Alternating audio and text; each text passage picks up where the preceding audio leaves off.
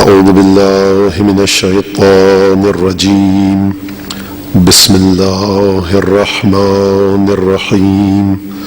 الحمد لله رب العالمين بارئ الخلائق أجمعين، والصلاة والسلام على أشرف الأنبياء والمرسلين حبيبنا وحبيب إله العالمين أبي القاسم المصطفى محمد.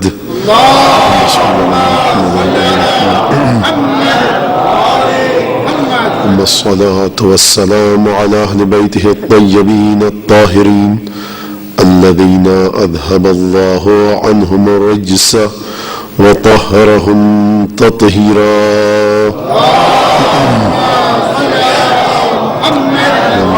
الدائمة على أعدائهم أجمعين من الآن إلى قيام يوم الدين. أما بعد، فقد قال الله تبارك وتعالى في قرآنه المجيد وفرقانه الحميد وقوله الحق وهو أصدق الصادقين. أعوذ بالله من الشيطان الرجيم. قل إن صلاتي ونسكي ومحياي ومماتي لله رب العالمين. صدق الله العلي العظيم. صلوات بيجي دفع محمد عليه.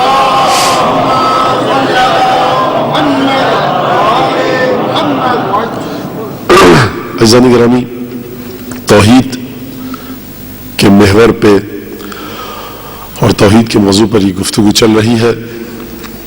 ابھی تک جو گفتگو میں نے آپ کے سامنے پیش کی، امید یہی ہے کہ وہ آپ کے ذہنوں میں محفوظ رہی ہوگی. یقیناً یہاں پر آپ حضرات جو آئے ہیں اپنے اپنے وطن کو چھوڑ کر کسی خاص مقصد سے آئے ہیں، اسباب معاش کی تلاش میں آئے ہیں اور رزق و روزی کی تلاش میں آئے ہیں. اس کا اپنا ایک اجر ہے، ایک ثواب ہے. فرمایا ہے رسول خدا صلی اللہ علیہ وآلہ وسلم نے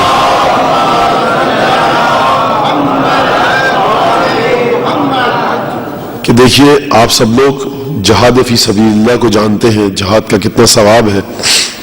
فرمایا جناب ختمی مرتبت نے کہ القاد لعیالہ کالمجاہد فی سبیل اللہ، جو اپنے ہاتھ سے محنت کر کے، زحمت کر کے، تکلیف کے ساتھ حلال روزی کمائے تاکہ اس کے گھر والے، اس کے اہل و عیال آسائش اور سکون کے ساتھ رہ سکیں، تو جو شخص اس انداز سے اپنے لیے کسب حلال کمائے محنت کر کے، تو ایسا ہے کہ جیسے وہ خدا کی راہ میں جہاد کر رہا ہے.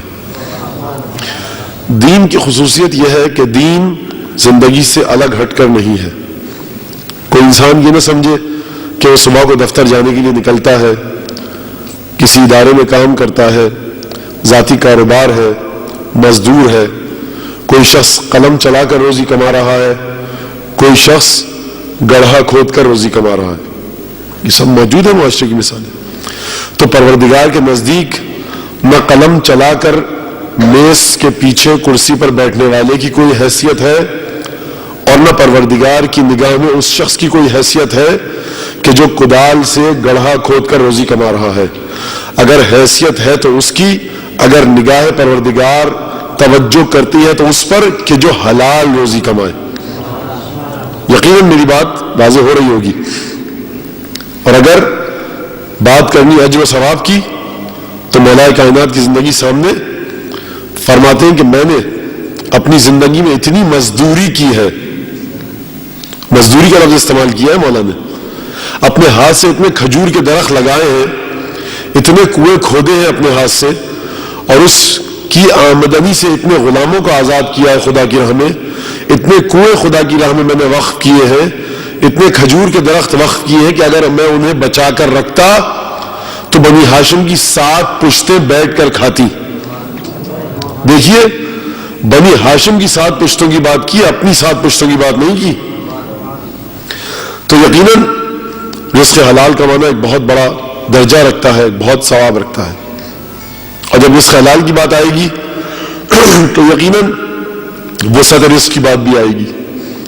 آپ لوگ یقیناً حالات آپ کے سامنے ہیں، ہر انسان کسی نہ کسی مشکل میں گرفتار ہے، اور مجھے یہ کہا گیا کہ اس پر بھی ذرا گفتگو کی جائے کہ رزق میں وسعت کیسے ہوتی ہے، رزق میں تنگی کے کیا اسباب ہیں۔ عزیزان گرامی، دیکھیے پروردگار عالم نے سورہ لقمان میں یہ موضوع سے کسی حد تک ہٹ رہا ہوں، لیکن یقیناً توحید سے اس کا ایک سلسلہ ہے، ایک تسلسل ہے، ایک تعلق ہے۔ فرماتے ہیں معصوم، کاد الفقر ان یکون کفرا، فقر، تنگدستی، محتاجی، غربت اور مفلسی اتنی نزدیک ہے، اور مفلسی، فقر، تنگدستی، محتاجی میں ایک ایسی کیفیت پیدا ہو سکتی ہے کہ جو کفر کے نزدیک پہنچ جائے۔ یہی وجہ تھی کہ مولا کائنات میں 25 سال جب گھر میں بیٹھے تو گھر میں نہیں بیٹھے تھے۔ کہا جاتا ہے مولا کائنات گھر میں بیٹھے تھے، خانہ نشین ہو گئے تھے، گوشہ نشین ہو گئے تھے، نہیں، 25 برس مولا کائنات میں گڑھے کھود کھود کر کنویں میں سے پانی نکالا ہے، نخلستان آباد کیے ہیں، اور اس زمانے میں یہ نہیں ہوتا تھا کہ آپ بٹن کھٹکا دبائیے اور موٹر چلے گی اور صاحب پانی پہنچ جائے گا باغ میں۔ ڈول سے پانی کھینچنا ہوتا تھا کنویں کی تہ سے، اور وہ کنواں اس انداز کا نہیں تھا کہ ہندوستان اور پاکستان کے جو علاقوں میں ہوتے ہیں صاحب 25 30 40 فٹ پہ پانی نکل آئے۔ وہ عربستان، سرزمین حجاز، جہاں پہ کبھی کبھی 50 میٹر 30 میٹر کی بات ہے، 30 فٹ کی بات نہیں ہے، وہاں سے پانی کو کھینچنا اور ایک ایک کھجور کے درخت کو سیراب کرنا، آبیاری کرنا، اور پھر پیسوں کو خدا کی راہ میں صدقہ اور خیرات کرنا۔ تو یہ مولا کائنات اس انداز سے 25 سال اپنی زندگی گزاری، اور فرمایا کہ دیکھو اگر میں چاہتا تو بنی ہاشم کی 7 نسلوں کو بٹھا کر کھلا سکتا تھا۔ اور پھر رزق میں وسعت، تنگی، اسی لیے مولا کائنات نے اقتصادی اور معاشی فعالیت اور ایکٹیویٹیز کو انجام دیا تاکہ وہ معاشرے کے ان لوگوں کی مدد کر سکے کہ جن تک بیت المال کی مدد نہیں پہنچ رہی ہو۔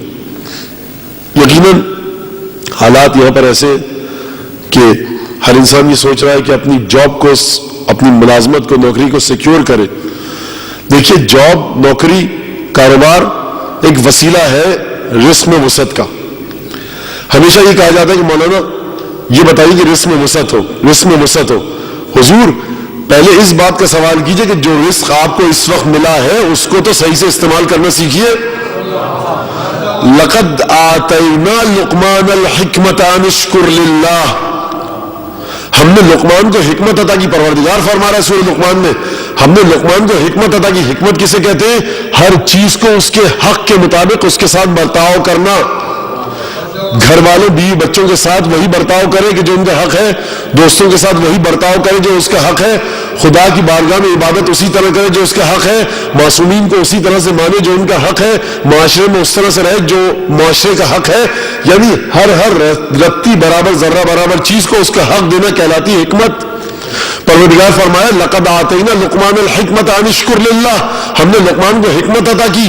پروردگار جب کہے کہ ہم نے خود لقمان کو حکمت عطا کی تو سوچئے اس حکمت کا مرتبہ کیا ہوگا۔ ہم نے لقمان کو حکمت عطا کی، کیا حکمت عطا کی؟ کہ وہ کس طرح سے اپنے کاروبار میں ترقی دے، رزق میں وسعت عطا کرے، نہیں کہ شکر کرے وہ خدا کا۔ تو اس کا مطلب یہ کہ حکمت آتی ہے تو سب سے پہلے خدا کا شکر ادا کیا جانا چاہیے، اور پھر جب شکر ادا کیا جائے گا تو میں نے عرض کیا شکر کا نعمت کی کثرت سے تعلق ہے۔ دیکھیے مجھے پتا بڑی خوش انداز سے گفتگو ہو رہی ہے، لیکن مجھے اسی طرح سے گفتگو کرنی ہے کیونکہ مجھے آپ کے چہروں اور دل دماغ کو نہیں دیکھنا ہے، مجھے قرآن اور اہل بیت کی حرمت کی پاسداری کی ذمہ داری ہے۔ شکر کا نعمت کی کثرت سے، تکثیر سے، نعمت کی زیادتی سے تعلق ہے۔ قرآن نے کیا کہا؟ قرآن نے کہا لَإِن شَكَرْتُمْ لَأَزِيدَنَّكُمْ، اگر تم نے شکر کیا ہمارا نعمتوں کے سلسلے میں تو ہم تمہیں زیادہ کر دیں گے، اور اگر تم نے کفران نعمت کیا تو میرا عذاب بڑا شدید ہے، یاد رکھنا۔ اور نعمت کا شکر ادا کیا کیسے جائے گا؟ یہاں تک تو بات واضح ہو گئی نا کہ لقمان کو حکمت عطا کی، اس لیے عطا نہیں کی کہ وہ کاروبار نوکری کو اپنے بڑھا سکے، بلکہ ہم نے لقمان کو حکمت عطا کی تاکہ وہ شکر ادا کر سکے ہماری نعمتوں کا۔ تو سمجھ میں آیا کہ جب حکمت آتی ہے، عقل و شعور ایک پختگی کے مقام تک پہنچتا ہے، تو انسان کو سب سے پہلے جو چیز عطا ہوتی ہے وہ یہ عطا ہوتی ہے کہ جو نعمتیں اس کے پاس ہیں وہ ان کا شکر صحیح طریقے سے انجام دے۔ اور جب شکر انجام دیتا ہے تو ہوتا کیا ہے؟ قرآن نے کہا لَأَزِيدَنَّكُمْ، یہ نہیں کہا قرآن نے کہ ہم تمہارے رزق میں وسعت کریں گے، کہا کہ ہم تمہیں خود تمہاری ذات میں کثرت عطا کریں گے۔ بڑی باریک بات ہے قرآن کی، ایک ایک لفظ پر توجہ کیجیے گا۔ اور مولا کائنات نے کیا کہا؟ فرمایا مولا کائنات نے نہج البلاغہ میں، دیکھو اللہ، جو میں نے پہلے دن آپ کے سامنے پڑھی اور پھر شب جمعہ بھی پڑھی جو کل گزری، اللہ ان للہ فی کل نعمت حقا فمن اداہ زادہ منہا، پروردگار کا ہر نعمت میں ایک حق ہے، اگر تم نے اس نعمت کے حق کو ادا کیا تو وہ نعمت مزید بڑھے گی، کثرت عطا ہوگی، زیادتی عطا ہوگی، وفور نعمت ہوگا، نعمت اور اپنی تکثیر کرے گی، کثرت ملے گی تمہیں نعمتوں کی اگر تم نے خدا کا حق ادا کیا اس نعمت میں۔ ومن قصر عنها، اور جس نے کوتاہی کی، خاطرہ بزوالہا، تو گویا اس نے اس نعمت کو فنا ہونے کے خطرے میں ڈال دیا۔ اب سوال یہ کہ آپ اس وقت موجودہ صورتحال میں کیا کیا جائے ان آیتوں اور احادیث کی روشنی میں؟ پھر چلتے ہیں معصوم کی بارگاہ میں کیا بتاؤں گا؟ جب معصوم بتا رہے تو میری اوقات کیا ہے؟ تو دیکھیے، میں نے عرض کیا پہلے کہ دیکھو ما ان تمسکتم بها لن تضلوا بعدی، جب تک تم اہل بیت سے تمسک رکھو گے، قرآن سے تمسک رکھو گے، گمراہ نہیں ہوگے۔ تو اہل بیت سے پوچھا جائے، قرآن سے پوچھا جائے، احادیث سے پوچھا جائے کہ کس انداز سے نعمتوں کا شکر ادا کیا جائے، کس انداز سے رزق میں برکت ہو، کس انداز سے رزق میں فراوانی ہو۔ دو چیزیں ہیں عزیزان گرامی جنہیں مومن غلطی سے ملا دیتے ہیں، ایک ہے رزق میں برکت، ایک ہے رزق میں کثرت۔ یہ دو الگ الگ چیزیں، برکت الگ ہے، کثرت الگ ہے۔ ہو سکتا ہے کثرت کے ساتھ برکت ملے، ہو سکتا ہے برکت اور کثرت ساتھ ساتھ ملے، ہو سکتا ہے کثرت ہو برکت نہ ہو۔ مثال یہ ہے کہ جس کے 10 بیٹے تھے، نام و نشان باقی نہ رہا، لیکن برکت کی مثال یہ ہے کہ ایک بیٹی تھی، ابھی تک ذکر چل رہا ہے۔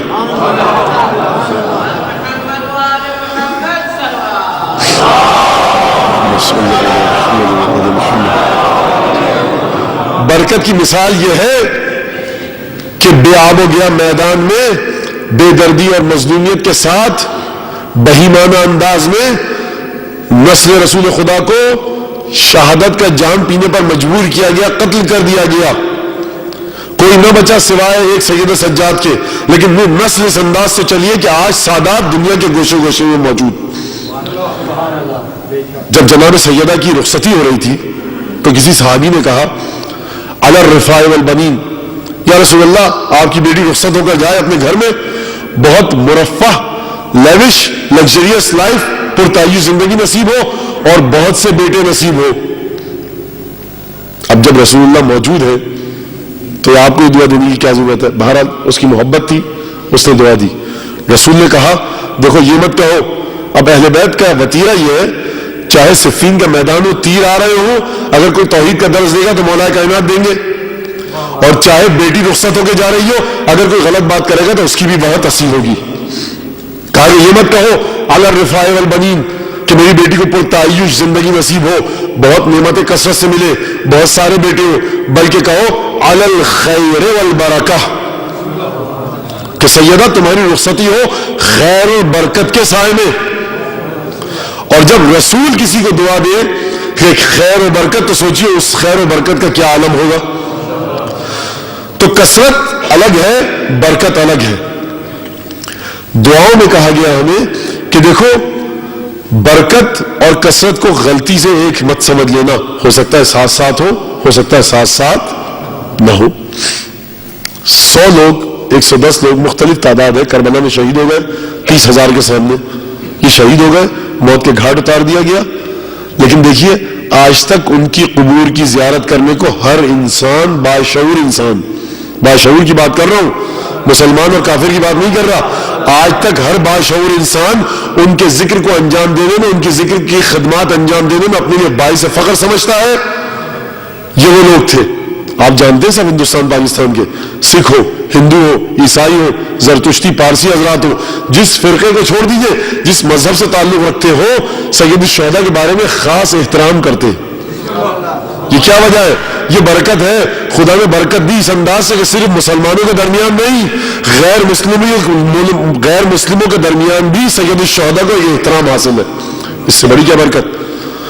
اب دیکھیے شعبان کی ایک دعا ہے، پروردگار اللہم صلی علی محمد وعلی محمد صلوات سے شروع ہوتی ہے دعا جو زوال کے وقت پڑھنی ہوتی ہے، اور اس میں یہ حکم دیا گیا مومنین کو کہ یہ دعا مانگا کرو، دیکھو ورزقنی مواسات من قطرت علیہ من رزقک بما فضلت علیہ من فضلک، پروردگار مجھے توفیق دے، مومن کو حکم دیا جا رہا ہے کہ یہ دعا مانگو، مجھے توفیق دے مواسات من قطرت علیہ من رزقک بما وسعت علیہ من فضلک، پروردگار مجھے توفیق دے کہ میں ایثار اور قربانی کا مظاہرہ کر سکوں، اس شخص کی مدد کر سکوں جس شخص کے رزق کو تو نے تنگ کر دیا ہے، مدد کر سکوں، کس کی مدد کروں؟ جس کے رزق کو تو نے تنگ کیا ہے، تنگ تو نے کیا ہے، مجھے توفیق دے کہ تو نے جس کے رزق کو تنگ کیا ہے، جس کے رزق کو کم کر دیا ہے، مجھے توفیق دے کہ میں اس کی مدد کر سکوں، کس کے ذریعے؟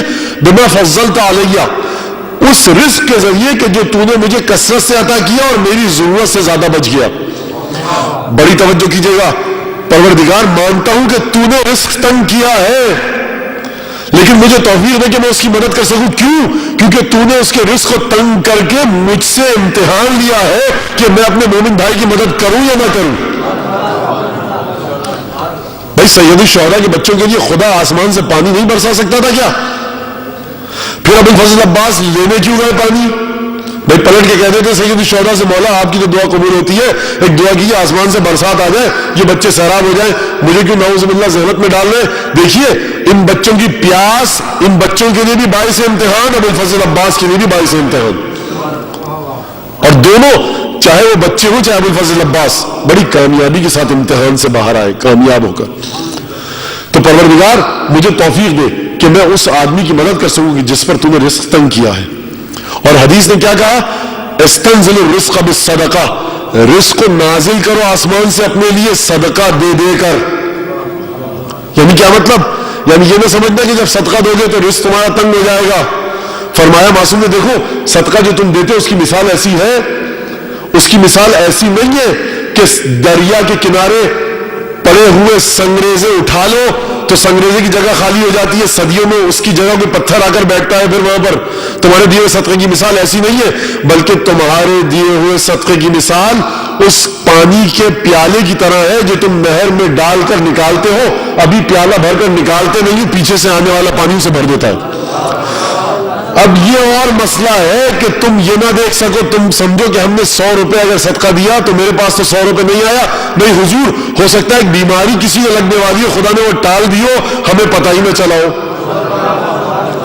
تو ایمان جو کہا جاتا ہے کہ عقیدہ رکھو، ایمان رکھو، اس ایمان اور عقیدے کا معنی یہ ہے کہ جو انسان کام کر رہا ہے اس پر مکمل بھرپور عقیدہ اور ایمان رکھ کر کام کرے کہ پروردگار عالم اس انداز سے مجھے تلافی کر دے گا میرے صدقے کی۔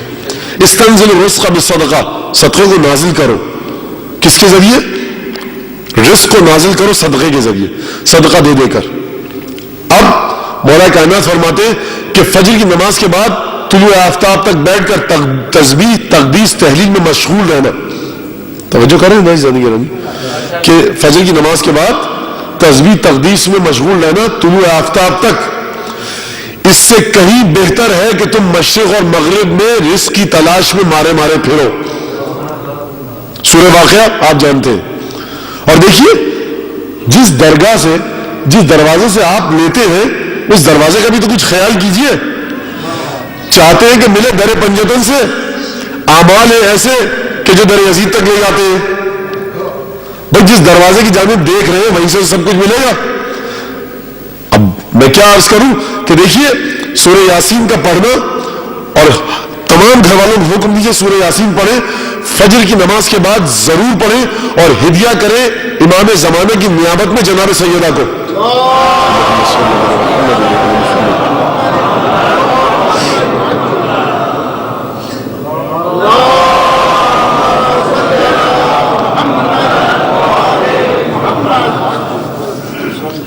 جب آپ امام زمانہ کی نیابت میں جناب سیدہ کو سورہ یاسین ہدیہ کریں گے تو یہ سورہ یاسین علماء فرماتے ہیں، مراجع فرماتے ہیں، اساتید بزرگوار جو حوزے کے وہ فرماتے ہیں کہ آپ کی تلاوت قرآن کی آپ کے نفس کی سطح تک ہے، آپ کی نماز آپ کی سطح تک ہے، آپ کا روزہ ہے، لیکن جب آپ سورہ یاسین پڑھیں گے اور 12ویں امام کی نیابت میں جناب سیدہ کو ہدیہ کریں گے تو یہ سورہ یاسین اب آپ کی تلاوت کرنا سورہ یاسین نہیں ہے، اس کا اتصال ہو گیا امام زمانہ سے، اور پھر اس کے بعد اس بی بی سے کہ جو اگر کسی محفل میں تشریف لے آئے تو رسول اللہ سے لے کر امام زمانہ تک اس کی تعظیم کے لیے کھڑے ہو جائیں گے۔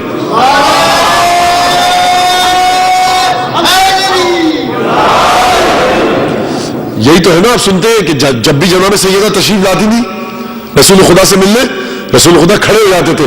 جب رسول خدا کھڑے ہوں گے تو مولا کائنات کھڑے ہوں گے، امام حسن امام حسین کھڑے ہوں گے، امام زمانہ کھڑے ہوں گے۔ یہ اس بی بی کے لیے آپ ہدیہ کر رہے ہیں سورہ یاسین، کہ جو بی بی اگر کسی محفل میں آ جائے اور وہاں 13 معصومین بیٹھے ہوں، وہ 13 کے 13 معصومین کھڑے ہو جائیں گے۔ تو ذرا سوچئے کہ جو بی بی جس کی منزلت یہ ہو کہ جب وہ کسی محفل میں مجلس میں آئے اور وہ میری اور آپ کی محفل اور مجلس نہ ہو، 13 معصومین بیٹھے ہوں اور وہ 13 کے 13 معصومین کھڑے ہو جائیں، تو سوچیے کہ جب آپ اس بی بی کے بیٹے کی نیابت میں جو کہ معصوم ہے اور وارث عصمت فاطمی ہے، اس کی نیابت میں ہدیہ کریں گے سورہ یاسین اس بی بی کو، تو سوچیے ذرا کتنے معصومین آپ کی جانب توجہ کے ساتھ نگاہ عنایت کریں گے۔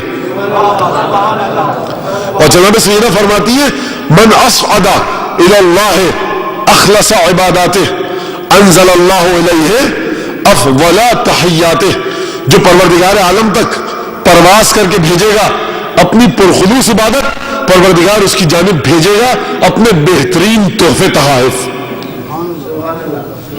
یعنی فرمایا سیدہ نے کہ جو خدا کی جانب بہترین پرخلوص ترین عبادتیں بھیجے گا، خدا اس کی جانب بہترین تحائف، تحفے، ہدیے، نعمتیں نازل کرے گا۔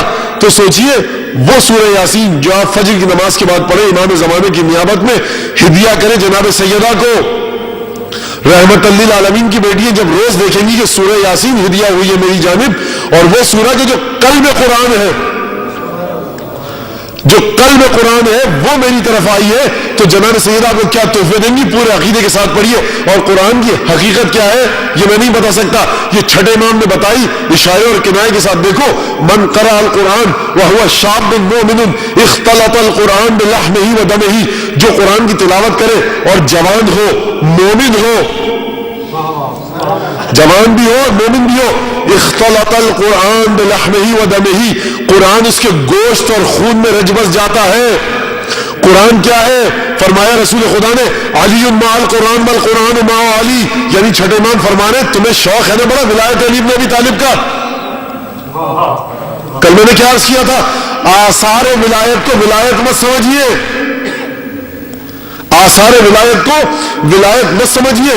جو شخص نماز پڑھ رہا ہے، ہر شخص نماز پڑھنے والا وہ موحد نہیں ہو سکتا۔ نماز نام ہے بدنی عبادت کا، روزہ نام ہے جسمانی عبادت کا۔ بہت سے لوگ دکھاوے کے لیے شاید نماز پڑھتے ہو، دکھاوے کے لیے روزہ رکھتے ہو، تو افعال سے قلوب کی نیت کا اندازہ نہیں کیا جا سکتا۔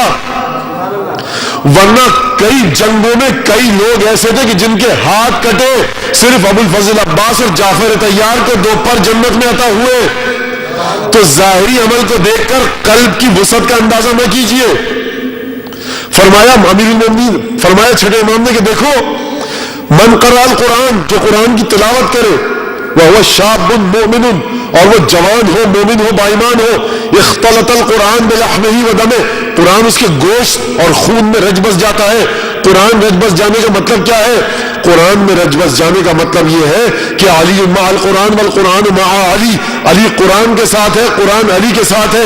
یعنی جو نوجوان مومن قرآن کی تلاوت کرے پابندی سے، قرآن اس کے خون میں رچتا نہیں ہے، بستا نہیں ہے، بلکہ ولایت علی اس کے خون میں داخل ہو جاتی ہے۔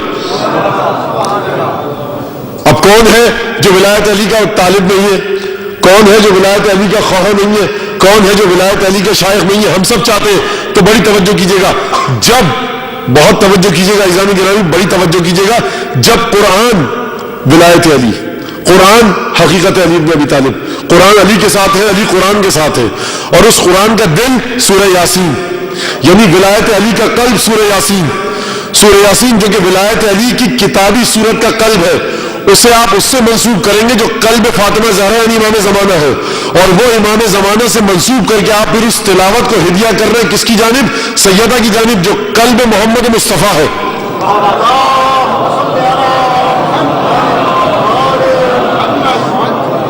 اب دیکھیے قلب سے قلب، قلب سے قلب، دل سے دل، دل سے دل، حقیقت سے حقیقت، حقیقت سے حقیقت، ہر مرحلے پر ولایت کی حقیقت۔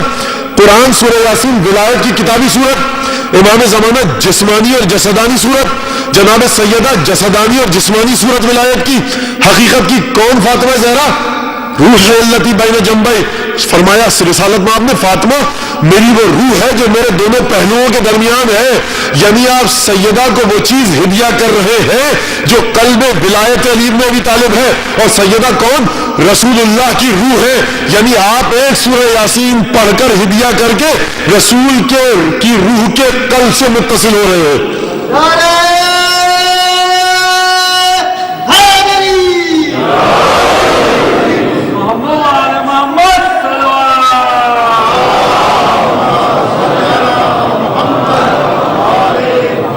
آپ مجھے بتائیے کہ اتنی عظیم چیز مل رہی ہے آپ کو، نعمت، بظاہر اتنا سستا نسخہ، 5 10 15 منٹ 12 منٹ لگتے ہیں سورہ یاسین پڑھنے میں، لیکن کوئی کہہ سکتا ہے مولانا نسخہ بڑا مشکل بتا دیا آپ نے کہ نماز فجر کے بعد دعا کیجئے کہ نماز فجر بھی پڑھے، لیکن یہاں یقیناً کوئی ایسا نہیں ہوگا جو فرش اعضاء پر آ رہا ہے میں یہ مان ہی نہیں سکتا کہ وہ نماز نہ پڑھتا ہو، جو مومنہ کنیز سیدہ فرش اعضاء پر آ رہی ہے میں یہ مان ہی نہیں سکتا کہ وہ پردہ نہ کرتی ہو۔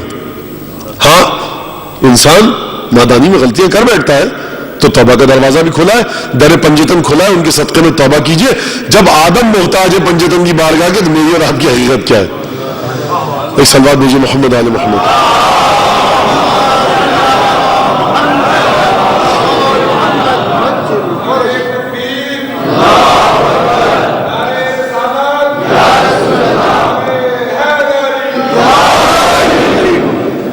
دیکھیے کل مجھ سے کہا گیا کہ آپ نے اشعار پڑھے تھے، بہت جلدی میں گزر گئے، توحید پر گفتگو ہو رہی ہے۔ توحید کے لیے ضروری ہے کہ علم ہو پروردگار عالم کی ذات کا، جب تک علم نہ ہوگا پروردگار عالم کی ذات کا اس وقت تک توحید کے اس مرتبے پر انسان نہیں پہنچ سکتا۔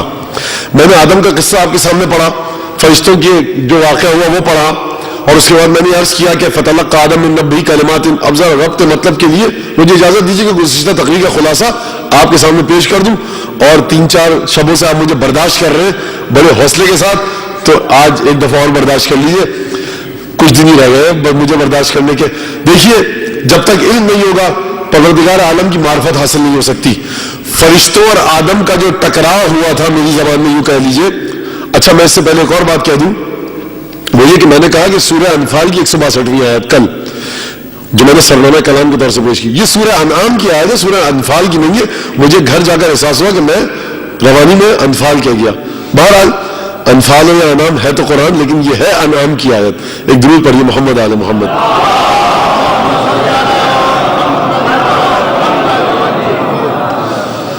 یہ سورہ انعام کی 162ویں آیت ہے۔ پروردگار عالم نے آدم کو کیا کہا تھا؟ آدم کو ایک صفت عطا کی، تعلیم اسما کی، فرشتے اس کے مقابلے میں عبادت لائے۔ بڑی توجہ کی جگہ دیکھیے، میں جہاں تک آپ کے ذہنوں کو لے کے جانا چاہتا ہوں، اگر سلسلہ فکر کہیں سلسلہ گفتگو آپ کے افکار اور آپ کے اذہان میں میرا ساتھ نہ دیا تو بالکل ایک گفتگو ناقص رہ جائے گی اور آپ نتیجے تک نہیں پہنچ پائیں گے۔ تو میری درخواست ہے کہ ذرا توجہ کے ساتھ میری بات کو سنیے۔ آپ توجہ کے ساتھ سن رہے ہیں، اعزائے گرامی مزید توجہ کیجیے ذرا۔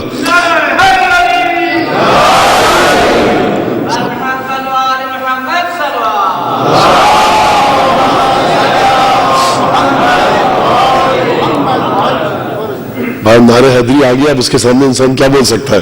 دعا یہی ہے کہ اسی نعرہ حیدری کے صدقے میں خدا توفیق دے ہم سب کو، مولا کائنات کے اسم بابرکت کے صدقے میں ہم کو توفیق دے کہ ہم زیادہ سے زیادہ معارف قرآن، تعلیمات قرآن کو درک کر پائیں، اور یہ نوجوان جو مولا کائنات کا نام لیتے ہیں بڑے خلوص کے ساتھ دعا کیجئے کہ پروردگار عالم انہیں مولا علی کے ساتھ دنیا اور آخرت میں محشور کرے اور ان کے والدین کو ولایت علی بن ابی طالب سے سرفراز فرمائے۔ دیکھیے پروردگار نے جو چیز آدم کے بارے میں کہی قرآن میں اور فرشتوں کے بارے میں کہی، فرشتوں نے کیا کہا تھا؟ نحن نسبح بحمدک ونقدس لک، ہم تسبیح کر رہے ہیں تیری تقدیس کر رہے ہیں، یہی کہا تھا۔ اور آدم کو کہا پروردگار نے وعلم آدم الاسماء کلھا، پروردگار نے اللہ تعالیٰ نے آدم کو خود اسماء کی تعلیم دی۔ فرشتوں کی کیا خصوصیت قرآن نے بتلائی، آدم کی کیا خصوصیت بتلائی؟ فرشتوں کی خصوصیت بتلائی عبادت، آدم کی خصوصیت بتلائی علم۔ عبادت اور علم کو ایک دوسرے کے مقابلے پہ رکھیے تو سمجھ میں آئے گا کہ کون سی صفت بالا تر ہے، کون سی صفت ادنا تر ہے۔ عزیزان گرامی، عبادت بندے کی صفت ہوا کرتی ہے، عابد آپ ہیں، معبود وہ ہے۔ تو فرشتوں کے پاس جو صفت تھی وہ مخلوق کی صفت تھی، فرشتوں کے پاس جو خصوصیت تھی وہ بندگی کی صفت تھی۔ فرشتے عبادت کرتے تھے لیکن پروردگار کی صفت ہے علیم۔ پروردگار نے اپنی صفت خاصہ آدم کو عطا فرمائی۔ جب آدم کو فضیلت دی تو عبادت کی بنیاد پر نہیں دی، علم کی بنیاد پر دی۔ وہ علم آدم الاسماء کلہا، اور اس کے بعد جب علم کی بنیاد پر دی تو جہاں جہاں یہ علم کا قافلہ چلتا ہوا نظر آئے گا، جہاں جہاں آپ کو علم اپنے نور کے ساتھ جگمگاتا ہوا نظر آئے گا، سمجھ لیجیے گا کہ وہیں پر ورثہ دار آدم ہے۔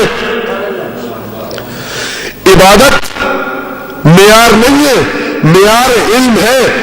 علم کی بنیاد پر جو عبادت ہوگی اس کی قدر و قیمت ہے، کیونکہ رسول فرما چکے تھے کہ دیکھو انا مدینۃ العلم وعلی بابھا، کیونکہ علی ابن ابی طالب وارث علم پیغمبر ہیں اس لیے ایمان میں سب سے افضل ہے۔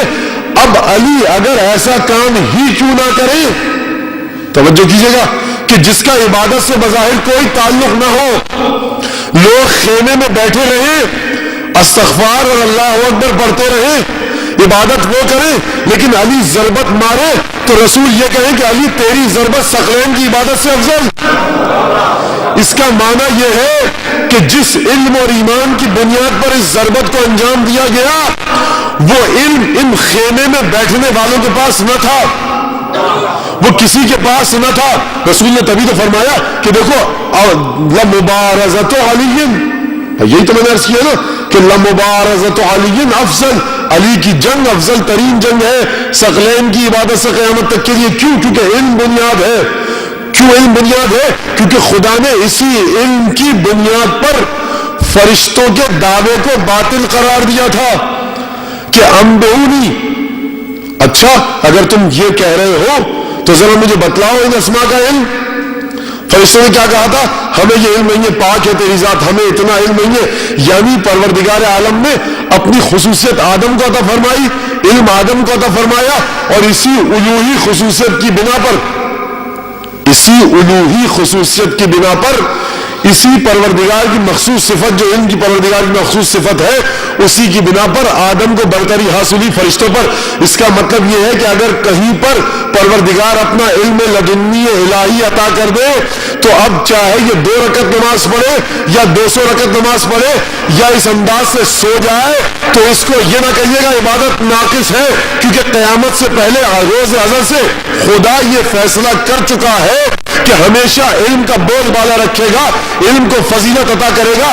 تو اب یہ صاحب علم اگر کوئی ہوگا، اگر ورثہ دار علم آدم ہوگا تو چاہے کسی کے زانوں پہ سر رکھ کے سو جائے، سورج ڈوب جائے، اس کی عبادت کی قیمت یہ ہے کہ سورج دوبارہ ابھارا جائے گا تاکہ یہ ہستی عصر کی نماز ادا کر لے۔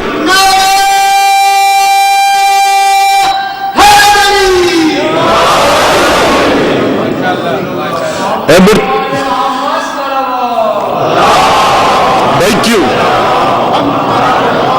یہ کیوں ہوا؟ کیونکہ پروردگار عالم کو میری اور آپ کی عبادتوں کا انتظار نہیں ہے۔ ہم انتظار کرتے ہیں سورج کے طلوع اور غروب ہونے کا، ہم انتظار کرتے ہیں خدا کے حکم کا۔ کچھ ہے ایسی ہستیاں کہ خدا کی مشیت ان کا انتظار کرتی ہے۔ تو جبھی تو سورج نکالا تھا، اے مرتضیٰ امام زمان شیر کردگار۔ اب میں کیا کہوں، بار بار جوش آ جاتے ہیں زبان پر۔ واقعی جیسے عجیب انداز سے امامت کے نکات کو سلجھایا ہے اور الجھایا ہے، الجھایا اس کے لیے جو نہ سمجھ سکے، سلجھایا اس کے لیے سمجھ سکے۔ اے مرتضیٰ امام زمان شیر کردگار، عرفان کی سلطنت میں نہیں تجھ سا تاجدار، تیری ادائے ہر کا اللہ رے وقار، ایک زر پہ عبادت ثقلین ہو نثار، تو خندہ زن ہے فتنہ بدر و حنین پر، پیغمبری کو ناز ہے تیرے حسین پر۔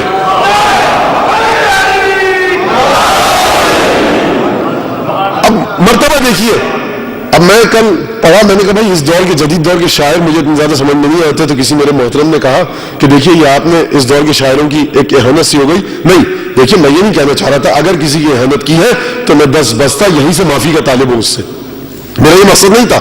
میرا مطلب یہ تھا کہ دیکھیے انیس دبیر, جمیل مظہری, عالیہ رضا, نجم افندی, جوش اور اس طرح کے دیگر شاعر جو گزر گئے, اب جو اس وقت کے شعراء ہیں وہ انہی کے دسترخوان کے رضا خور ہیں. کہنے کا مطلب تھا یہ. اب اگر آپ متصل ہو جائیں ان شعراء سے جن کا میں نے نام لیا, تو اب آج کے شعراء کے اندر آپ کو کوئی جدت, کوئی ندرت, کوئی اس انداز کی سوچ کہ جو ایک نئی جہت کی طرف لے جائے بہت قلیل نظر آتی ہے. اور یہ میں ان کی اہانت میں نہیں کہہ رہا, میں ان کی تعریف کر رہا ہوں جو گزر گئے. اب آپ دیکھیے کہ کون کس انداز سے گفتگو کر سکتا ہے. اب ایک رخصت آتی ہے جب ابو الفضل عباس کی, تو میر انیس کس انداز سے گفتگو کرتے ہیں, دبیر کس انداز سے گفتگو کرتے ہیں. اب دیکھیے آپ 150-200 سال پہلے کہا گیا کس شعر کی آمد یہ ہے کہ رن کانپ رہا ہے, یا مثلا آج شبیر پہ کیا عالم تنہائی ہے. خیر بہرحال میں ادھر نہیں جاؤں گا ورنہ تو وقت نکل جائے گا, 20 منٹ 22 منٹ رہتے ہیں میرے پاس. اے مرتضیٰ امام زماں شیر کردگار, عرفان کی سلطنت میں نہیں تجھ سے تاجدار, معرفت الہی توحید کے سلسلے میں اہلی تجھ سے بڑھ کر تاجدار کوئی ہے ہی نہیں. سلطنت توحید کے شہنشاہ ہے مولا کائنات. اے مرتضیٰ امام زماں شیر کردگار, عرفان کی سلطنت میں نہیں تجھ سے تاجدار, تیری ادائے حرب کا اللہ رے وقار. عبادتوں کی بات نہیں ہو رہی, نماز روزے کی بات نہیں کی, کیونکہ جو جانتے ہیں کہ علی ابن ابی طالب کی نماز پر تو گفتگو فضول اور لا حاصل ہے. مجھ جیسا انسان مولا کائنات کی نماز جیسی عبادت پر گفتگو کر ہی نہیں سکتا. ایک فضول امر ہوا اگر میں اس میں دخالت کروں. میں تو صرف علی کی ایک ضرب کی بات کروں گا. اے مرتضیٰ امام زماں شیر کردگار, عرفان کی سلطنت میں نہیں تجھ سا تاجدار, تیری ادائے حرب کا اللہ رے وقار. ایک ضرب پر عبادت ثقلین ہو نثار, تو خندزن ہے فتنہ بدر حنین پر. جنگ بدر سمجھنی قرآن پڑھیے, جنگ حنین سمجھنی قرآن پڑھیے. جنگ حنین اور بدر اتنی عظیم الشان جنگیں, لیکن علی ابن ابی طالب وہاں گھبرائے نہیں, جوش فرما رہے تو خندزن ہے فتنہ بدر حنین پر. بدر حنین کا فتنہ علی نے ہنس کے ٹال دیا. جہاں مسلمان تھر تھرا رہے تھے, کلیجے گلوں تک آ چکے تھے, تو خندزن ہے فتنہ بدر حنین پر. پیغمبری کو ناز ہے تیرے حسین پر. تو دیکھیے اب یہ مرتبہ ہے, جب علم کی بات آئے گی تو پھر میں سرنامہ کلام کی طرف بڑھوں. قل ان صلاتی و نسکی و محیایا و مماتی للہ رب العالمین بذالک امرت وانا اول المسلمین. کہہ دو میرے حبیب, اے حبیب کہہ دو کہ میرا مرنا, میرا جینا, میری نماز, میری تمام عبادتیں صرف اور صرف اللہ کے لیے جو رب العالمین ہے, تمام کائنات کا پالنے والا ہے. بذالک امرت, مجھے اسی کا حکم دیا گیا. وانا اول المسلمین, میں سب سے پہلا مسلمان ہوں. تو میں عرض کروں گا ہاتھوں کو جوڑ کے, یا رسول اللہ آپ تو آخری نبی ہیں, آپ سے پہلے 1,23,999 پیغمبر آ چکے ہیں. یہ قرآن آپ کو کیوں کہہ رہا ہے کہ آپ اول مسلمین ہیں؟ اب گفتگو اسی پہ چلے گی آج, اور اسی کے بعد مسائل کی منزل تک آ جاؤں گا میں. اول المسلمین یعنی کیا مطلب؟ نوح کی زبانی کیا ارشاد ہوا, ابراہیم اور اسماعیل کی زبانی پروردگار نے کیا ارشاد فرمایا. نوح کے بارے میں کہا دیکھو عمر تو ابھی ہے رسول خدا کی بات ہو رہی, عمر تو بذالک وانا اول المسلمین, مجھے اسی توحید کا حکم دیا گیا اور میں مسلمانوں میں سب سے پہلا ہوں, مسلمانوں میں سب سے پہلا ہوں. اچھا نوح نے کیا کہا؟ نوح نے یہ کہا کہ پروردگار مجھے اب نوح کو سمجھنا ہے, سورہ نوح پڑھیے, نوح کو سمجھنا ہے, سفینہ نوح کو دیکھیے جا کر جو قرآن نے اس واقعے کو بتایا. حضرت ابراہیم کو سمجھنا ہے, سورہ بقرہ جا کر پڑھیے. حضرت اسماعیل کو دیکھیے کس انداز سے پروردگار نے گفتگو کی. وَإِذْ يَرْفَعُ إِبْرَاهِيمَ الْقَوَاعِدَ مِنَ الْبَيْتِ وَإِسْمَاعِيلَ رَبَّنَا تَقَبَّلْ مِنَّا إِنَّكَ أَنْتَ السَّمِيعُ الْعَلِيمُ. وہ وقت یاد کر حبیب کہ جب ابراہیم اور اسماعیل نے مل کر خانہ کعبہ کی دیواروں کو اٹھایا اور اس کے بعد پھر پروردگار سے یہ دعا فرمائی, پروردگار یہ قبول فرما, انک انت السمیع العلیم, پروردگار تو بہت سننے والا ہے, تو بہت علم رکھنے والا ہے. وجعلنا, پروردگار ہمیں قرار دے, مسلمین لک, ہم دونوں کو قرار دے اپنی بارگاہ میں مسلم. میں کہوں گا جناب ابراہیم و اسماعیل آپ تو پیغمبری کے مرتبے پر ہیں, آپ خدا کے حکم سے خانہ کعبہ کی دیواریں اٹھا رہے ہیں. قرآن خود کہہ رہا ہے, پروردگار عالم خود اعلان فرما رہا ہے وَإِذْ يَرْفَعُ إِبْرَاهِيمَ الْقَوَاعِدَ مِنَ الْبَيْتِ وَإِسْمَاعِيلُ. حبیب اس وقت کو یاد کرو کہ جب ابراہیم اور اسماعیل نے خانہ کعبہ کی دیواروں کو اٹھایا, یہ دونوں پیغمبر ہیں, خانہ کعبہ کی دیواروں کو اٹھا رہے ہیں اور اس کے بعد یہ دعا مانگ رہے ہیں پروردگار ربنا وجعلنا مسلمین لک, ہمیں اپنی بارگاہ میں مسلم قرار دے. تو اس کا مطلب یہ ہے کہ وہ مسلم اور ہوتا ہے جو لا الہ الا اللہ محمد رسول اللہ پڑھ کر کہے, اور وہ مسلم اور ہوتا ہے کہ جس کی دعا ابراہیم اور اسماعیل کرے. وہ اسلام یہ ہے کہ اپنی تمام چیزوں کو پروردگار عالم کے حوالے کر دو, توکل کے اعلیٰ ترین مرتبے پر آ جاؤ کہ خود قرآن بول اٹھے کہ دیکھو یہ ہمارا بندہ ہے, خود قرآن یہ کہے کہ یہ ہمارا بندہ ہے. یہ نہ ہو کہ زبان سے تو کلمہ پڑھو لیکن عبادت ہو بتوں کی, زبان سے کلمہ پڑھو لیکن توکل کی صفت نہ ہو. یہ اسلام اور ہے, وہ اسلام اور ہے. اس اسلام کا نام ہے سر تسلیم خم کر دینا. ربنا وجعلنا مسلمین لک, پروردگار ہمیں اپنی بارگاہ میں ہم دونوں کو مسلم بنا, پروردگار مجھے مسلم بنا.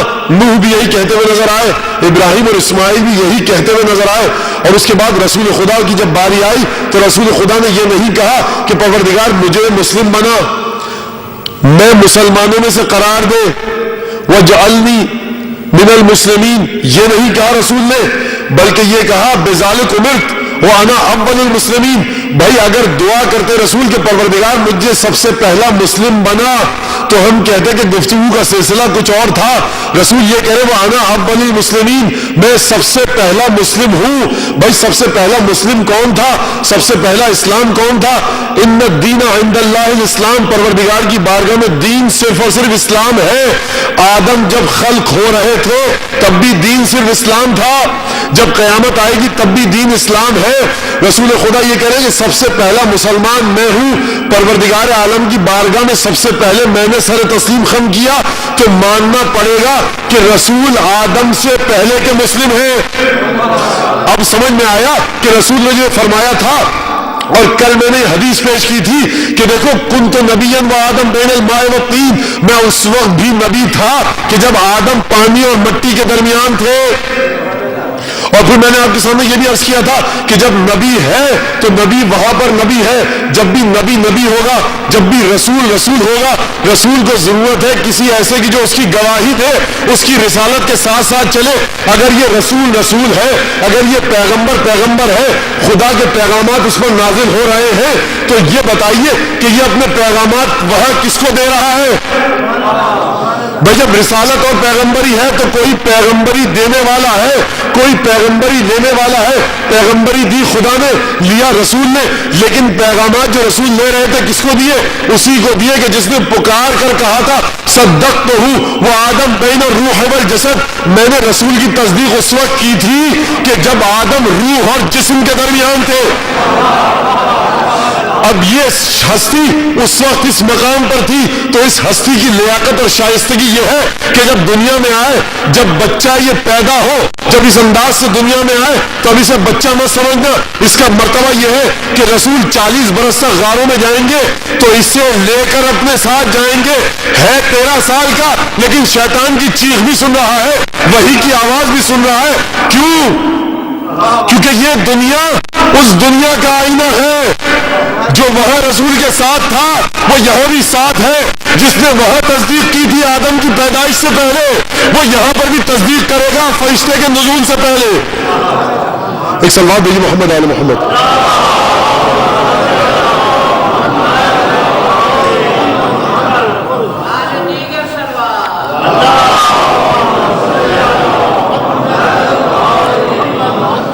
وہ وہاں اس کے ساتھ تھا. تصدیق کس چیز کی یعنی تصدیق اس چیز کی کہ پیغمبر ہیں, بھائی رسول تھے, سمجھا. اس کا مطلب ہے اس ہستی کو وہاں پر یہ معرفت بھی تھی کہ خدا کیا ہے اور کون ہے. پیغمبر کیا ہے اور کون ہے، تو کیونکہ وہاں پر معرفت تھی اسی لیے اپنے علم سے رسول نے اس کے علم کو متصل کیا، اور جب علم سے متصل کیا رسول کا علم کیا ہے، پروردگار نے فرمایا کان فضل اللہ علیک عظیما، حبیب ہم نے تم پر قرآن نازل کیا، یہ خدا کا تم پر بڑا عظیم کرم ہے۔ لا رب ولا یابس الا فی کتاب مبین، کوئی خشک و تر نہیں جو کتاب مبین میں نہ ہو۔ وعنده مفاتح الغیب، نماز غفیلہ پڑھنے والے حضرات اس آیت سے واقف ہیں، وعنده مفاتح الغیب لا يعلمها الا هو ويعلم ما في البر والبحر وما تسقط من ورقة الا يعلمها ولا حبة في ظلمات الارض ولا رطب ولا یابس الا فی کتاب مبین۔ دیکھو وعنده مفاتح الغیب، پروردگار کے پاس غیب کی کنجیاں ہیں۔ ترجمہ سنیے پہلے پھر میں آگے گفتگو اس سلسلے کو بڑھاؤں گا۔ وعنده پروردگار کے پاس ہے مفاتح الغیب، بڑی توجہ کیجیے گا، اشارہ کر کے آگے بڑھ جاؤں۔ کنجیاں ہیں کس کی؟ غیب کی۔ کنجیوں کی جمع بنائی، غیب کو واحد لایا۔ کنجیاں ہیں، غیب ایک ہے، کنجیاں ہیں یعنی علم کے مختلف اطوار ہیں۔ تم علم کے جس طور کو، علم کے جس مختلف زاویے کو حاصل کرو گے فقط اسی انداز سے ہم تک پہنچ سکتے ہو۔ اچھا بڑی توجہ کیجیے گا، اسی کے پاس غیب کی تمام کنجیاں ہیں۔ وعنده مفاتح الغیب لا يعلمها الا هو، وہ نہیں جانتا سوائے اس کے غیب کو کوئی نہیں جانتا۔ قرآن کی آیت، سوائے اس کے غیب کو کوئی نہیں جانتا۔ وعنده مفاتح الغیب لا يعلمها الا هو ويعلم ما في البر والبحر، وہ جانتا ہے کہ کیا خشکی میں ہے، وہ جانتا ہے کہ کیا تری میں اور دریا اور سمندروں میں ہے۔ خشکی کا بھی وہ حال جانتا ہے، تری کا بھی وہ حال جانتا ہے۔ عنده مفاتح الغیب لا يعلمها الا هو ويعلم ما في البر والبحر وما تسقط من ورقة الا يعلمها، کوئی پتا ایسا نہیں ہے درخت سے ٹوٹ کر نہ گرے مگر یہ کہ وہ جانتا ہے۔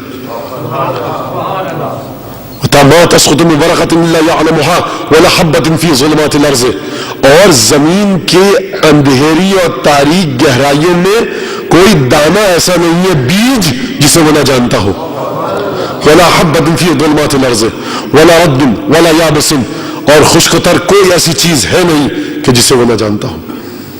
الا فی کتاب مبین، سب کا سب کتاب مبین میں ہے۔ غیب کو خدا کے علاوہ کوئی نہیں جانتا۔ جب غیب کو خدا کے علاوہ کوئی نہیں جانتا تو پھر رسول خدا کی کیا حیثیت، رسول خدا کے بارے میں کس حیثیت کا تعین کیا جائے، رسول خدا کی ذات کے بارے میں کیا کہا جائے۔ آئیے سورہ جن کی طرف۔ عالم الغیب فلا یظہر غیبہ الی احد، پروردگار ہی عالم الغیب ہے، اپنے علم غیب کو کسی پر ظاہر نہیں کرتا۔ الا من ارتضی من رسول، مگر یہ کہ اپنے جس رسول سے راضی ہو جائے۔ بھائی پروردگار نے کہا وہ اپنے جس رسول سے راضی ہو جائے اسے غیب دے دے گا۔ اب میرا سوال ہے امت اسلامیہ سے، کیا اللہ ختمی مرتبہ سے راضی؟ نہیں، منزلت رسول کی یہ نہیں ہے کہ خدا ان سے راضی۔ خدا ختمی مرتبہ کے بارے میں یہ فرما رہا ہے، حبیب ولا سوف یعطیک فترضی۔ بقیہ انبیاء کی حالت یہ ہے کہ ان کے بارے میں یہ دیکھو کہ آیا خدا ان سے راضی ہے یا نہیں، لیکن حبیب تیری حالت یہ ہے، تیری حیثیت اور منزلت یہ ہے کہ ہم تجھے اتنا دیں گے کہ تو ہم سے راضی ہو جا۔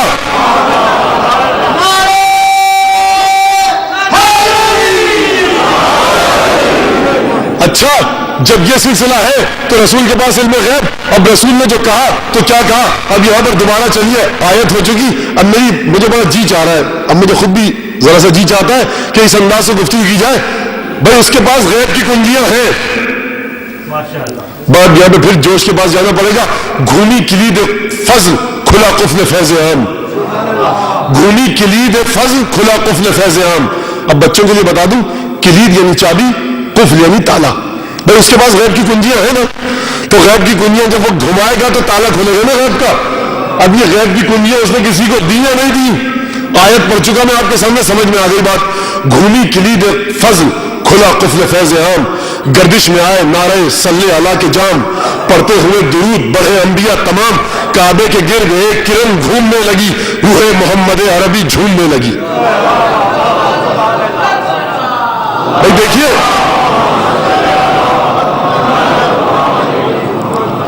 دیکھیے اس کا مطلب یہ ہے کہ کعبے کے گرد کون گھوم رہا ہے، غیب کی کون سی کنجی کھلنے والی ہے، پروردگار کا کون سا علم، کس علم کا وارث زمین پر آنے والا ہے۔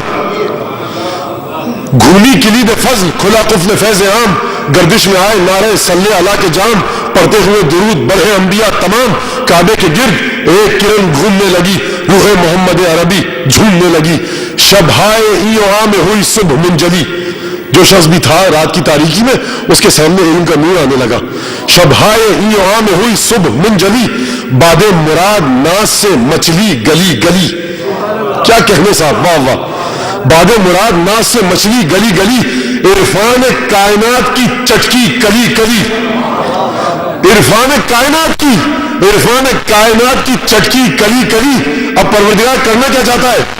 عرفان کائنات کی چٹکی کلی کلی۔ عجیب مرحلہ ہے، عجیب منزلت ہے، عجیب موقع ہے۔ دیکھیے اس عالم الغیب کو اس وہاں سے نازل ہو کر یہاں تک آنا ہے۔ عالم الغیب فلا یظہر غیبہ الی احد، وہ عالم الغیب ہے، اپنے غیب کو کسی پر ظاہر نہیں کرتا، اس کا غیب کمون میں ہے، اس کا غیب مخفی ہے، اس کا غیب چھپا ہوا ہے۔ اس غیب کو جو چھپا ہوا ہے ظاہر ہونا ہے، وہ جو کمون میں ہے بروز میں آنا ہے، وہ جو غیب ہے شہود میں آنا ہے، وہ جو چھپا ہوا ہے سامنے آنا ہے۔ کس طرح سے سامنے آئے گا؟ قرآن نازل ہوگا تو پروردگار کے علم کی صورت میں سامنے آئے گا۔ یہی وجہ تھی کہ مولا کائنات نے فرمایا لقد تجلی اللہ فی خلقہ لخلقہ فی کلامہ ولکن الناس لا یعلمون۔ مولا کائنات ہے، فرما رہے ہیں، سلوات بھیجیے،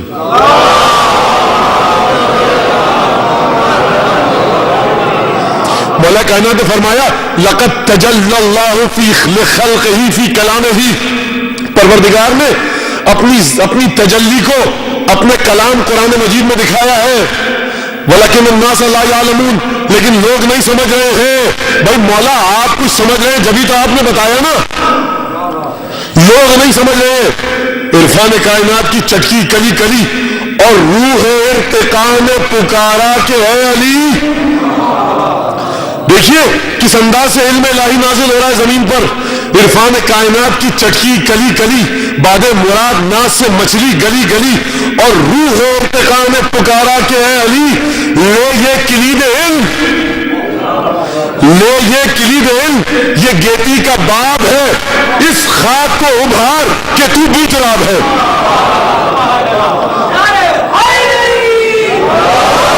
اور کس خاک کو ابھاریں گے مولا کائنات؟ انی خالق بشرا من طین من صلصال من حمأ مسنون، فرشتوں میں مٹی سے ایک انسان بنانے والا ہوں، تمام کے تمام انسان اسی مٹی سے بنے ہوئے آدم کی اولاد ہیں۔ مٹی کی خاصیت ہے تاریکی، تبھی تو شیطان آیا تھا آگ کے نور کے ساتھ اس تاریکی کا مقابلہ کرنے۔ تو اب اس مٹی کو جو تاریک ہے، جو بے جان ہے، ابھارے گا کون؟ ارتقاء کی طرف لے کے کون جائے گا؟ علم الہی کی نورانیت کے سائے میں کون اس مٹی کو ترقی کے درجات عطا کروائے گا؟ یہ خدا نے کہا لے یہ کلید علم، یہ گیتی کا باب ہے، اس خاک کو ابھار کے تو بوتراب ہے۔ مولا کائنات ابھاریں گے اس خاک کو، ارتقاء کی منازل تک لے کے جائیں گے۔ درست ہے کہ مولا کائنات چلے گئے، لیکن کلید ارتقاء علی کے ہاتھ میں ہے۔ وَعِنْدَهُ مفاتح الغیب لا یعلمها الا هو، وہ کنجیاں غیب کی جو پروردگار کی بارگاہ میں ہے، وہ سوائے مشیت اور ارادہ علی ابن ابی طالب کے کسی کو مل ہی نہیں سکتی۔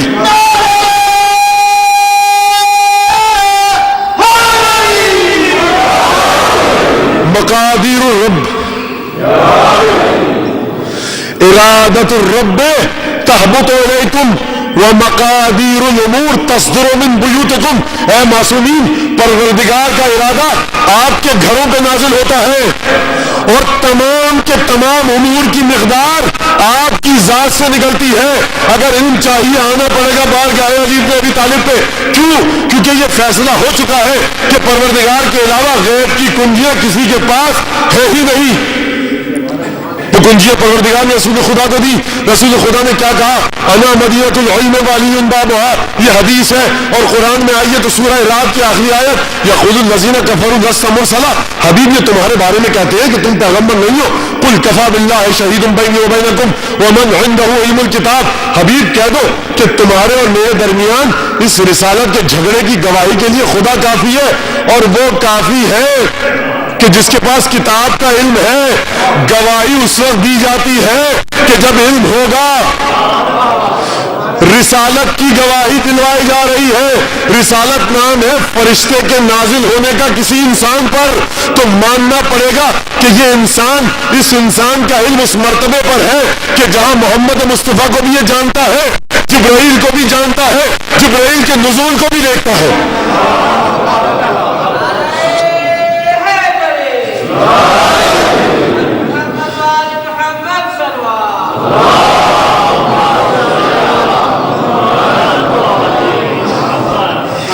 تو دیکھیے اب آئیے ذرا، یہ مولا کائنات امیر المومنین کیا فرما رہے ہیں نہج البلاغہ میں اہل بیت کے بارے میں۔ بڑی عجیب حدیث ہے اور میں پوری کوشش کروں گا کہ آپ تک اس معنی اور مفہوم کو پہنچا دوں کہ جو اس حدیث میں چھپا ہوا ہے، اور جہاں تک مجھ جیسا ایک طالب علم پہنچ سکا۔ آل محمد ہم عیش العلم و موت الجہل۔ آل محمد کو سننا چاہتے ہو تو ہمہ شمہ کی زبان سے مت سنو، مولا کائنات کی نہج البلاغہ کھولو اور پڑھو۔ آل محمد علم کی زندگی ہے، جہل کی موت ہے۔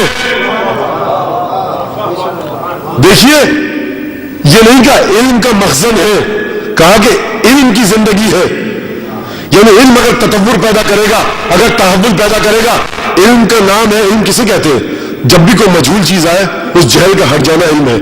بشریت کو، انسانیت کو جتنے جتنے جہل درپیش ہوں گے وہاں وہاں آل محمد کی ضرورت پڑے گی۔ ہم عیش العلم و موت الجہل، یہ علم کی زندگی ہے، جہل کی موت ہے۔ یخبرکم، تمہیں خبر دے گا، تمہیں خبر دے گا، تمہیں بتائے گا۔ آل محمد کے بارے میں گفتگو ہو رہی ہے، تمہیں یخبرکم، تمہیں بتائے گا۔ صمتہم عن حکم منطقہم وحلمہم عن علمہم۔ بڑی توجہ سنیے گا، گفتگو اسی حدیث پر لا کر ختم کروں اور مصائب کی طرف آؤں۔ عجیب بات کی مولا کائنات نے، متضاد صفات کو جمع کر دیا۔ متضاد صفات کو مولا کائنات نے اس حدیث میں جمع کیا آل محمد کے بارے میں۔ کیا کہا؟ تمہیں خبر دے گا، ان کا علم، ان کے علم کی خبر دے گا۔ علم کسے کہتے ہیں؟ ناگوار حالات میں صبر اور پامردی کے ساتھ صبر کرنا، شکیبائی کرنا، صبوری کرنا، ڈٹے رہنا۔ مولا فرماتے ہیں ناگوار حالات میں ان کا ڈٹ جانا اور چیں بجبی نہ ہونا، چیخنا چلانا نہیں ہے ان کی ہے۔ ان کی ذرا سی تکلیف آ گئی تو فریاد بلند نہیں ہوتی ہے۔ ان کا علم تمہیں بتائے گا کہ ان کا علم کتنا گہرا ہے۔ بڑی توجہ کیجیے گا عزیزان گرامی، آپ کسی پروفیسر کے علم کے بارے میں جب تعین کرتے ہیں تو کہتے ہیں بھائی ذرا فلانے ٹاپک پر موضوع پر بلوا کر دکھائیے تاکہ ہم دیکھ سکیں کتنا علم ہے۔ مولا کائنات کہہ رہے ہیں آل محمد کے علم کو دنیاوی علماء کے مطابق نہ تولو۔ ان کی جنس، ان کا انداز، ان کا اعتبار، ان کی حقیقت و ماہیت مختلف ہے۔ ناملائم ناگوار حالات میں ان کے صبر کو دیکھ کر ان کے علم کی گہرائی کا اندازہ کرو۔ دنیا والوں کے علم کی طرح ان کے علم کو مت تولو۔ یخبرکم حلمہم عن علمہم وصمتہم عن حکم منطقہم، اور ان کی خاموشی ان کی گفتار کے استحکام کا پتہ دیتی ہے۔ بڑی توجہ کیجیے گا، گفتار کے استحکام کا پتہ خود گفتار دیتی ہے، خاموشی نہیں دیا کرتی۔ مولا کریم فرما رہے ان کی خاموشی اور ان کا سکوت ان کی گفتار کی گہرائی کا پتہ دیتی ہے۔ یہ دیکھیے بڑے عجیب مرحلہ ہے۔ کیوں؟ اب یہاں پر پھر میں ایک مصرع پڑھ دوں اور آگے بڑھ جاؤں۔ دیکھیے کیونکہ توحید مرحلہ یہ ہے کہ انسان علم کامل رکھے ذات پروردگار کا۔ جب ذات پروردگار کا علم کامل ہے تو اس علم کی روشنی میں اسے گفتگو کرنی ہے۔ جہاں مناسب ہوگا گفتگو کرے گا، جہاں مناسب نہیں ہوگا گفتگو نہیں کرے گا۔ ہمیشہ بول کر اپنی حیثیت کو نہیں منوایا جاتا۔ دیکھا جاتا ہے کہ انسان گفتگو کے مواقع بھی سمجھتا ہے یا نہیں سمجھتا، خاموشی اور گفتگو کے مواقع میں فرق رکھ سکتا ہے یا نہیں رکھ سکتا۔ احمق ہوتا ہے وہ انسان جو ہر موقع میں گفتگو کرتا رہے۔ وَيُخْبِرُكُمْ صُمْتُهُمْ عَنْ حِكَمِ مَنْطِقِهِمْ، ان کی خاموشی اور سکوت ان کے علم اور گفتار کی گہرائی کا پتہ دے گی۔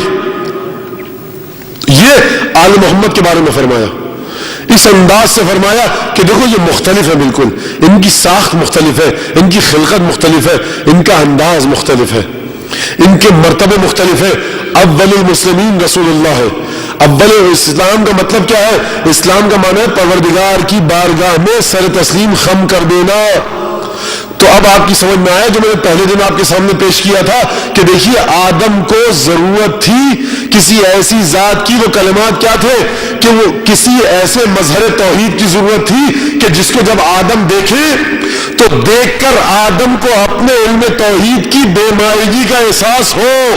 تو ماننا پڑے گا کہ آدم توحید کے جس مرتبے پر تھے اس سے پہلے مرتبے پر کوئی اور ہستی تھی جس کی توحید کو دیکھ کر آدم کے نفس میں ذلت خضوع اور خشوع پیدا ہوا. تو یہاں رسول خدا کہہ رہے ہیں وَأَنَا أَوَّلُ الْمُسْلِمِينَ، سب سے پہلا مسلمان میں ہوں. یعنی ابھی آدم پیدا نہیں ہوا کہ میں اسلام کے مرتبے پر تھا. یہی کلمات تھے جو دکھائے گئے تھے. جب رسول کہہ رہے ہیں انا اول المسلمین تو پھر امام فخر الدین رازی کی وہ حدیث جو انہوں نے اپنی تفسیر میں نقل کی کہ جب لے کے گئے مباہلے کے لیے تو فاطمہ علی حسن حسین کو لے کر گئے. یہ ساتھ ساتھ ہے، یہ وہاں بھی ساتھ ساتھ تھے، یہ یہاں بھی ساتھ ساتھ ہے. ان کا نور باہم مائیت میں خلق ہوا تھا. یعنی اگر رسول اول مسلمین ہے تو اسی طرح سے فاطمہ بھی اول مسلمین ہے، حسن بھی اول مسلمین ہے، حسین بھی اول مسلمین ہے، مولا کائنات بھی اول مسلمین ہے. تو اب سمجھ میں آیا آپ کو اس بات کا مطلب پروردگار یہ مجھ سے ہے، میں ان سے ہوں. رسول کی حقیقت ہے اول مسلمین. جہاں جہاں رسول وہاں وہاں اول مسلمین. رسول زمین پر اول مسلمین، رسول عرش الہی پر اول مسلمین. اگر رسول زمین پر اول مسلمین تو فاطمہ علی حسن حسین ساتھ ساتھ. اگر رسول عرش الہی پر اول مسلمین تو علی فاطمہ حسن حسین ساتھ ساتھ. تو جب رسول چلا جائے تو گھبرائیے مت کہ اول مسلمین چلا گیا. ابھی وہ انوار باقی ہیں کہ جن کا نور رسول کے ساتھ ساتھ اول مسلمین تھا. ایک صلوات دیجیے محمد آل محمد.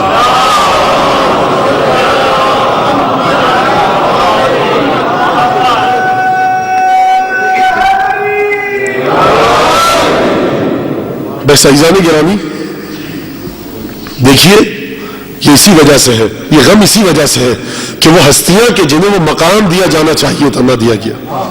وہ مقام دیا جانا چاہیے تھا وہ نہ دیا گیا. ان پر اتنے ظلم و ستم کے پہاڑ توڑے گئے کہ جناب سید سجاد فرماتے ہیں کہ ہم پر اتنا ظلم کیا خدا نے، ہم پر اتنا ظلم کیا بندوں نے. خدا نے قرآن میں حکم دیا تھا ہم سے محبت کرو. اگر خدا قرآن میں یہ حکم دیتا کہ آل محمد سے نفرت کرو اور ان پر ظلم کرو تو شاید یہ امت اتنا ظلم نہ کرتی کہ جتنا مودت کا حکم ملنے کے بعد ہم پر ظلم کیا گیا. کتنا میں سید سجاد فرماتے ہیں. اور عجیب ظلم و ستم کے پہاڑ توڑے گئے، عجیب ظلم و ستم کے پہاڑ توڑے گئے. عجیب ظلم ہوا کہ انسان کس انداز سے بیان کرے، انسان کس انداز سے گفتگو کرے، بتلائے تو کیا بتلائے. عزیزان گرامی دل میرا یہ چاہتا ہے کہ آج بنی ہاشم میں سے کسی ایک شہزادے کی، اس شہزادے کی شہادت پڑھوں کہ جو عجیب انداز سے مقتل میں گیا، عجیب انداز سے شہید ہوا اور ایک عجیب انداز سے شہادت کے وقت سید الشہداء سے مدد مانگی. دیکھیے آپ جانتے ہیں کہ ہر شخص جو گیا شہید ہونے کے لیے مقتل میں وہ راہوار پر مرکب پر سوار ہو کے گیا. لیکن یہ شہزادہ ایسا ہے کہ جس کی عمر اتنی کم تھی کہ جو مرکب پر بیٹھ کے نہیں گیا، اسے وہ مرکب ملا کہ جو خود رسول کے دوش پر سوار ہوتا تھا. یہ شہزادہ جب مقتل میں گیا ہے نا تو حسین ابن عزیز کے لیے مرکب بنے گئے، اپنی آغوش میں اٹھا کر لے کر گئے. آپ سمجھ گئے نا، ام رباب کے ششماہے کی بات کر رہا ہوں میں. ابا کا دامن ڈال کے مقتل پہ لے کے آئے، وقت گزر چکا ہے، بس مختصر انداز سے پڑھنا ہے. ابا کا دامن ڈال کے مقتل پہ لائے، کہا شاید حسین قرآن لا رہے ہیں. میں کہوں گا فوج اشقیا، حسین قرآن نہیں لا رہے، حسین فاطمہ کے گھر کے قرآن کا ایک پارا لے کر آ رہے. اور ایک جملہ کہا عجیب رباب سے، اور ایک جملہ مقتل میں کہا کہ ناول حاضر طفل، مجھے یہ بچہ دے دو ذرا. مقتل کے مطابق جو الفاظ ہیں کہ شاید پانی کی کوئی سبیل ہو جائے، اور مقتل میں لائے. اور ایک جملہ کہا ان لم ترحمونی فرحموا هذا الطفل الرضيع افلا ترون كيف يتلذذ. اے فوج اشقیا، اگر مجھ پر رحم نہیں کر رہے تو اس بچے پر رحم کرو. کیا تم نہیں دیکھتے یہ کس طرح ماہی بے آب کی طرح تڑپ رہا ہے؟ بس ایک دفعہ کہا گیا ہورملا، حسین کے کلام کو قطع کرو. ایک دفعہ تیر کا چلنا تھا. یہ تیر وہ تھا کہ جو بچے کے گلے کو چھیدتا ہوا باپ کے بازو میں پیوست ہوا. مقتل کے الفاظ ہیں فانقلب الرضیع علی ید والدہ. بچہ باپ کی گود میں ہمک کر رہ گیا. اور ایک دفعہ اصغر نے اپنے لبہائے مبارک کو موڑا سید الشہداء کی طرف اور دیکھا. میں کہوں گا شہزادہ علی اصغر یہ سید الشہداء کی طرف کیوں دیکھا؟ کچھ عجب نہیں کہ اصغر جواب دے کہ اے شخص دیکھ، جب چچا عباس گرے تو میرے باپ کو آواز دی، بھائی اکبر گرے میرے باپ کو سلام کیا. میں نادان ہوں، معصوم ہوں، میں بول نہیں سکتا. میں چاہتا ہوں کہ باپ کو سلام کروں. بس ایک دفعہ رخ کر کے کہا اپنی زبان بے زبانی میں کہ بابا میرا سلام قبول کیجئے، اب ہم بھی چلے. حسین نے عجیب کام کیا. اصغر کے گلے کے نیچے اپنے چلو کو لے کر گئے، خون کو جمع کیا، اپنے چہرے پر ملا اور کہا ہا کذا کی جدی رسول اللہ. حسین قیامت میں اپنے نانا کا اسی طرح سامنا کرے گا. بس ایک دفعہ لے کر آئے خیمہ گاہ کی طرف اصغر کو اور عجیب انداز سے لائے. آیت اللہ محمد حسین اسوانی فرماتے ہیں مولا سید الشہداء جب رباب نے آپ کو بچہ دیا تھا تو سفید کرتا پہنا کر دیا تھا. اب جو ماں یہ پوچھے گی کہ مولا یہ بتائیے سفید کرتے کا رنگ سرخ کیوں ہو گیا تو کیا جواب دیں گے؟ بس ایک دفعہ آئے دروازے خیمہ پر زمین پر بیٹھے، تلوار کے نیام سے قبر کھودی اور اصغر کو زمین میں دفن کیا. ننھی سی قبر کھود کے اصغر کو گاڑ کے ارے شبیر اٹھ کھڑے ہوئے دامن کو جھاڑ کے. میں کہوں گا مولا یہ دامن جھاڑنے کا سبب کیا تھا؟ شاید سید الشہداء جواب دے کہ دیکھو اکبر کی جوانی لٹا دی، عباس کو لٹا دیا، اور محمد شہید ہو گئے، قاسم کو شہید کروا دیا. حسین کے پاس اب اصغر کے علاوہ کچھ نہ تھا. اب دامن میں حسین کے کچھ نہ تھا جو قربان کرتا. بس اب فاطمہ کی بیٹی کی قید ہے، وہ بھی حسین. اللہ لعنت اللہ علی القوم الظالمین. وسيعلم الذين ظلموا أيام انقلبوا ينقلبون. اللهم بحق محمد وآل محمد صل على محمد وآل محمد وعجل فرجهم وأهلك عدوهم من الجن والإنس من الأولين والآخرين. واكفنا ما همنا وارزقنا العافية ووسع رزقنا وطول أمرنا مع الصحة والسلامة في الجسم والروح. ربنا تقبل منا انك انت السميع العليم. پالنے والے تجھے قسم دیتے ہیں شہزادہ علی اصغر کی اس قلیل عبادت کو ہم سے قبول فرما. یہاں جو ممنون ممنات موجود ہیں پروردگار ان کی جان مال عزت و آبرو کی حفاظت فرما، جس میں وسعت عطا فرما پروردگار بحق شہزادہ علی اصغر. جو مومن مومنات یہاں پر موجود ہیں اگر تنگ دست ہیں، نادار ہیں، قرض دار ہیں، بے اولاد ہیں، پریشان حال ہیں، بے روزگار ہیں، کسی بھی قسم کی مشکل میں گرفتار ہیں، پروردگار تجھے قسم دیتے ہیں شہزادہ علی اصغر کی، تشنہ نبی کی، تشنہ دہنی کی، ان کی مظلومیت کی پروردگار کی، ان کی مشکلات کو حل فرما. پروردگار ہمارے زمانے کے امام کی ظہور میں تعجیل فرما، ہم ان کا انصار عوام میں شامل فرما. پروردگار بحق شہزادہ علی اصغر تجھے قسم دیتے ہیں کہ ہمیں ایسی طویل صحت و سلامتی کے ساتھ عطا فرما جس میں تیرے دین کی خدمت کر کے اپنے امام زمانہ کی رضایت اور مرضی کو حاصل کر سکیں.